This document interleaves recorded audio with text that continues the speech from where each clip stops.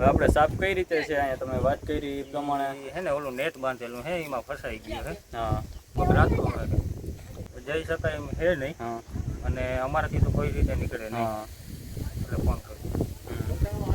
તો દોસ્તો અહીંયા એક ઝાડ છે.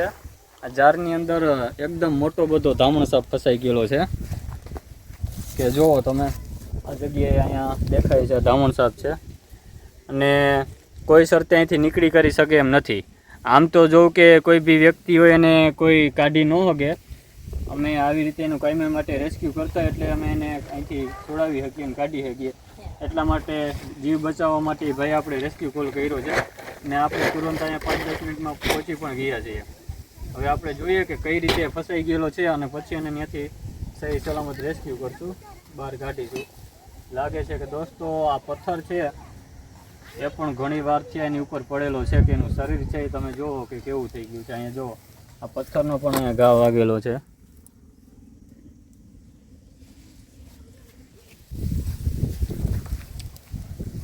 ચાલો હવે આપણે પહેલાં જોઈએ કે કઈ રીતે ફસાઈ ગયા છે.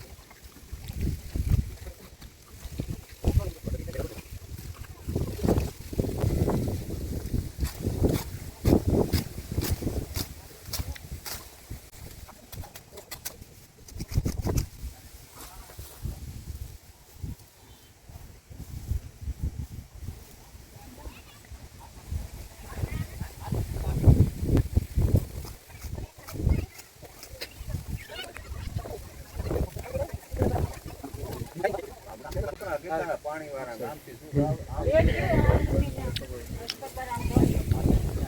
છોકરા બધા આમાં જ જનાવર એની પેલા એક એ મોટો હતો કે હું કાંઈક કામ કરવા આવ્યો પણ મકાઈમાં પાણી કાઢવા આવ્યો કે આ ઊભીને જોયું બચ્ચા રખડતા હોય આપણે છોકરીને બરાબર ગયો મૂંગી જનાવર થયો હું કાંઈ ભાગી ગયો બીજ એ તો કઈ બિચારો પડ્યો હોય આ તો મેં આનો જીવ બચી જાય ને આ તો મરી જાય. આ બધું અહીંયા શું છે આ પાછળ જઈએ મીઠાઈ ગયું એમાં ત્યાં છે ને મીઠાઈ ગયું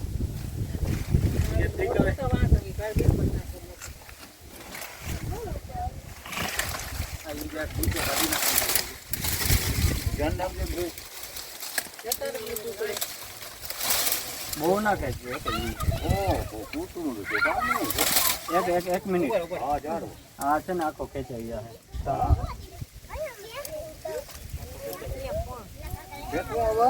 એક જ મિનિટ ખાલી ખેંચજો ને હા હવે ખેંચો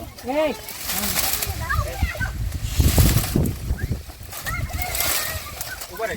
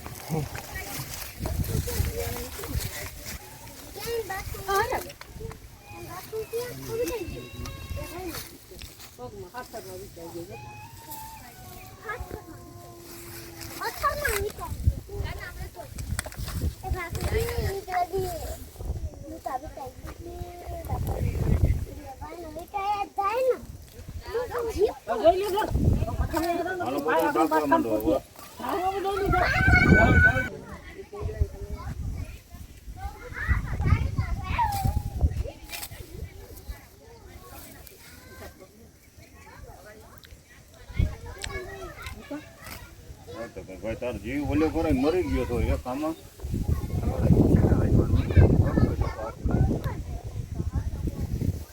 જીવ બચી જાય છે.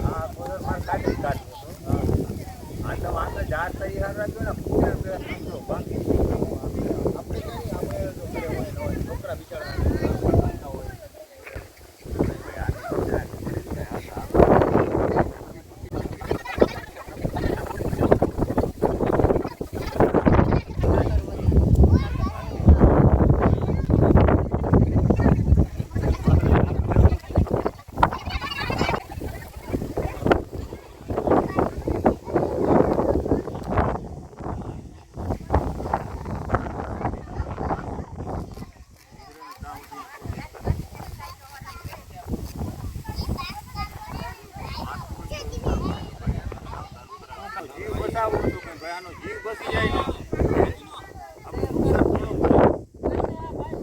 પડે આ મરી જશે આમાં સર્વાઈવ મરી ગયું મારી ધ્યાન નહોતી ને હાલી મારી ધ્યાન નહોતી બનાતા આવતી મરવાના બાકી